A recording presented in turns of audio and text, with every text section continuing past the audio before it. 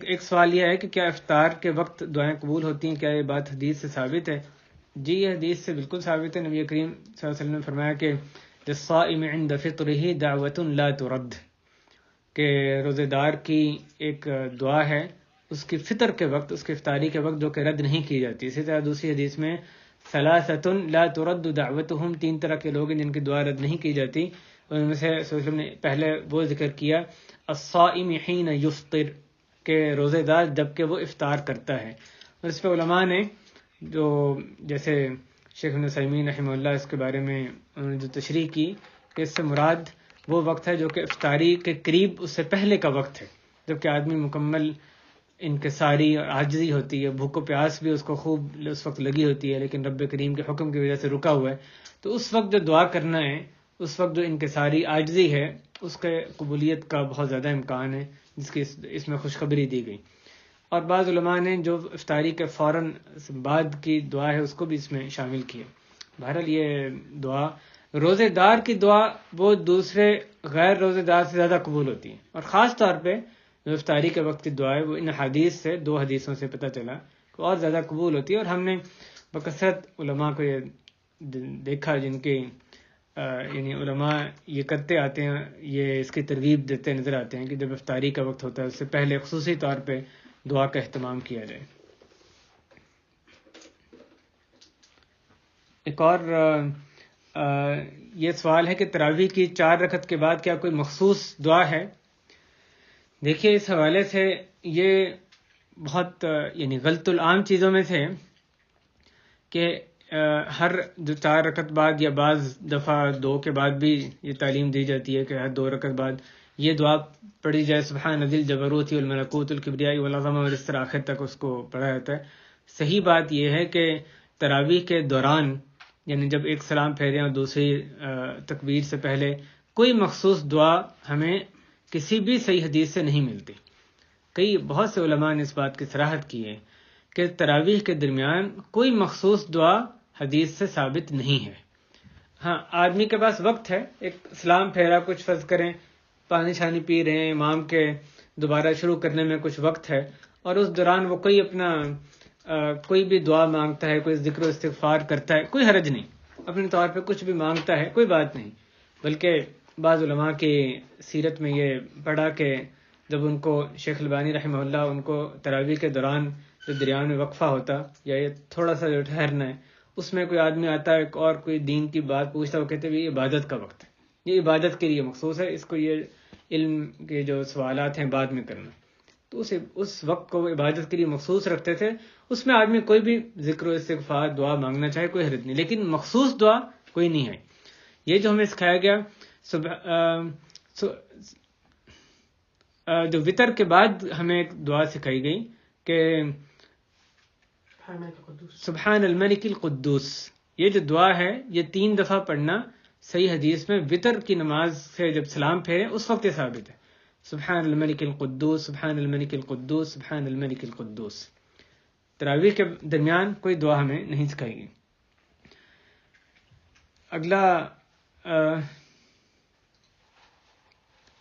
ایک سوال، افطاری پر کون سی دعائیں مانگی جائیں؟ جس میں کوئی مخصوص دعا ہمیں نہیں ملتی، جو بھی آپ مانگنا چاہیں۔ اور یہ اس بات کا دھیان کرنا چاہیے کہ جو دعا جب ہم مانگتے ہیں، خاص طرح جو قبولیت کے اوقات ہیں، ان میں جو بڑی چیزیں ہیں ان پہ زیادہ توجہ دیں۔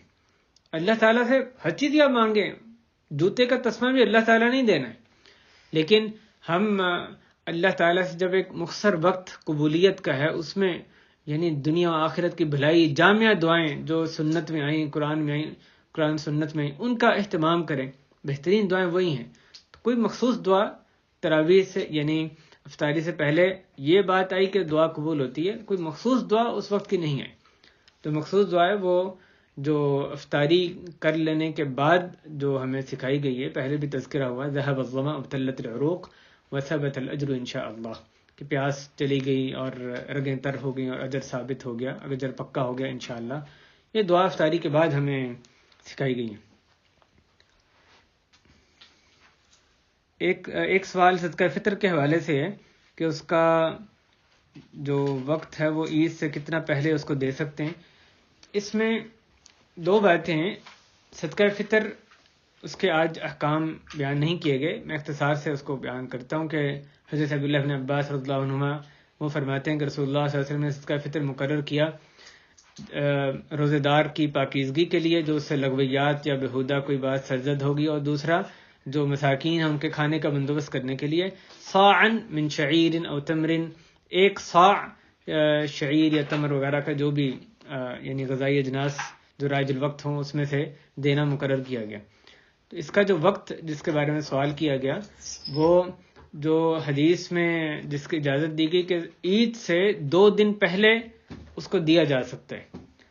تو اگر رمضان 29 دن کا ہو تو 28-29 بنتے ہیں، یعنی رمضان اگر ہم 29 کا بھی ہو سکتا ہے. اس وجہ سے اس حدیث سے کہ جو علماء نے اس حدیث میں جو نتیجہ نکالا کہ 28ویں رات جب شروع ہو جائے اس کے بعد سے فطرانہ فقیر کو دیا جا سکتا ہے.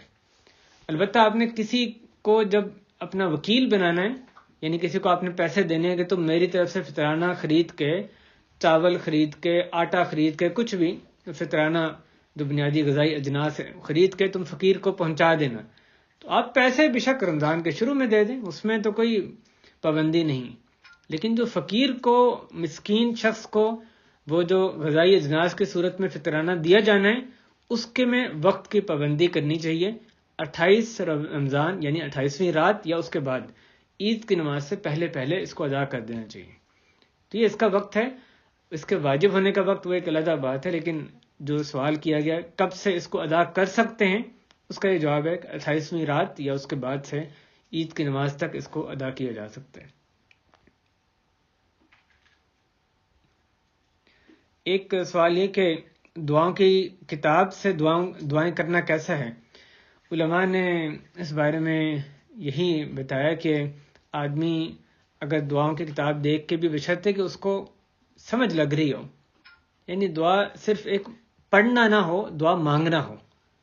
جیسے نبی کریم صلی اللہ علیہ وسلم فرماتے ہیں ان اللہ لا اکبر دعاء من قلب غافل لاہن، کہ اللہ تعالیٰ ایک جو لاپرواہ دل سے دعا قبول نہیں کرتا. ایک آدمی دعا مانگ رہا ہے، اس کو پتہ ہی نہیں کیا مانگ رہا ہے، تو وہ کیسے دل سے پھر مانگ رہا ہے؟ تو اس کو پتہ ہو کیا مانگی جا رہا ہے، لیکن جو نبوی الفاظ ہیں ان کی برکت حاصل کرنے کے لیے وہ کتاب سے دیکھ کے جو صحیح مسنون الفاظ ہیں ان سے وہ دعا مانگ رہا ہے، تو اس میں حرج نہیں ہے.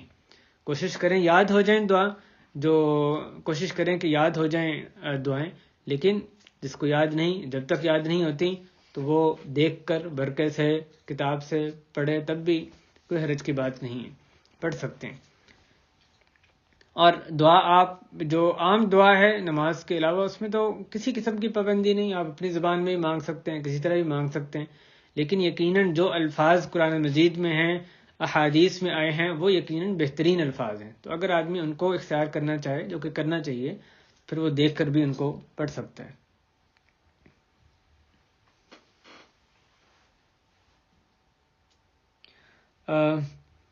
ایک اور جو سوال کیا گیا کیا ہاتھ میں قرآن مجید لے کر تراویح میں تلاوت کر سکتے ہیں؟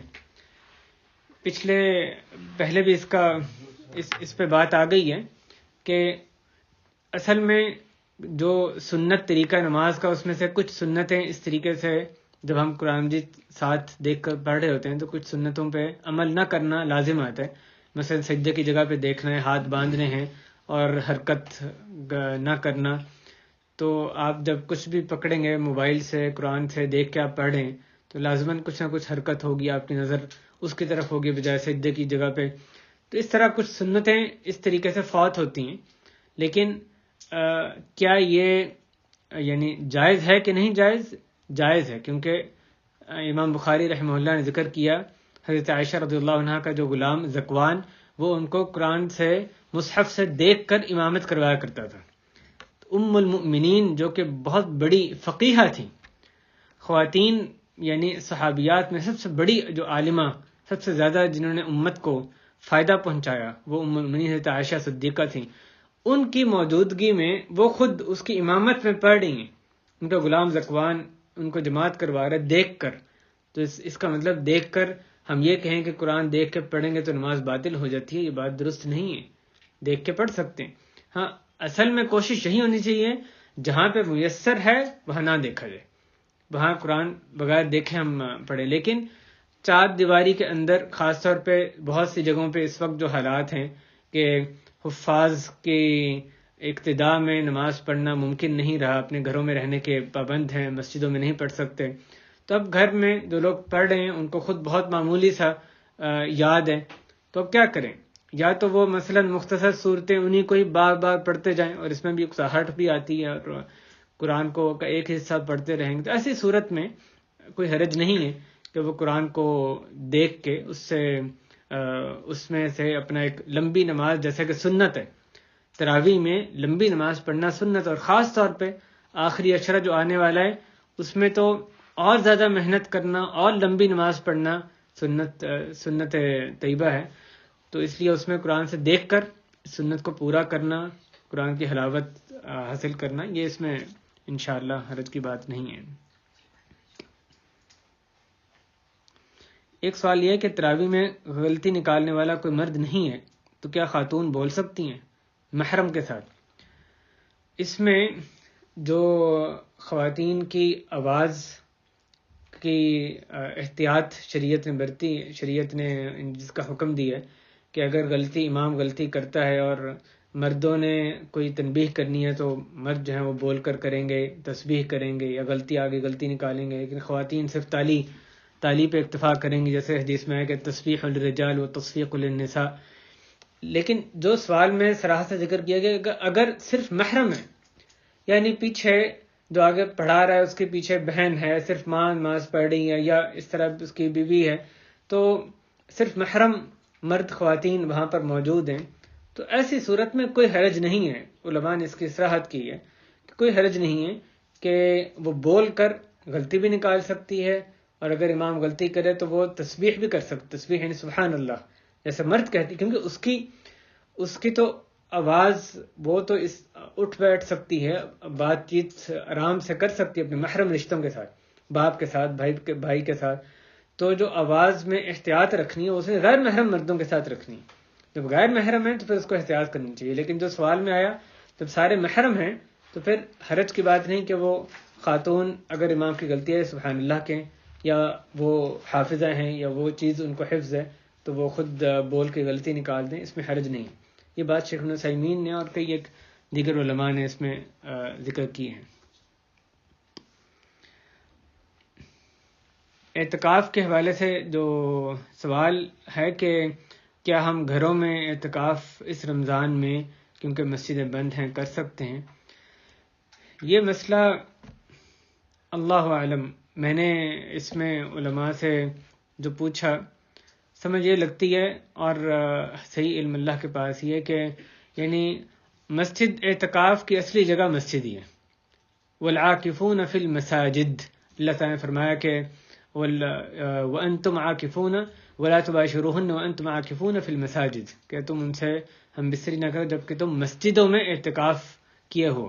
اسی طرح فرمایا طاہر بیتی للطائفین والعاکفین والرکع السجود، کہ میرے گھر کو پاک کر دو، یعنی بیت اللہ کو طواف کرنے والے اور اعتکاف کرنے والوں کے لیے اور رکوع سجدہ کرنے والوں کے لیے.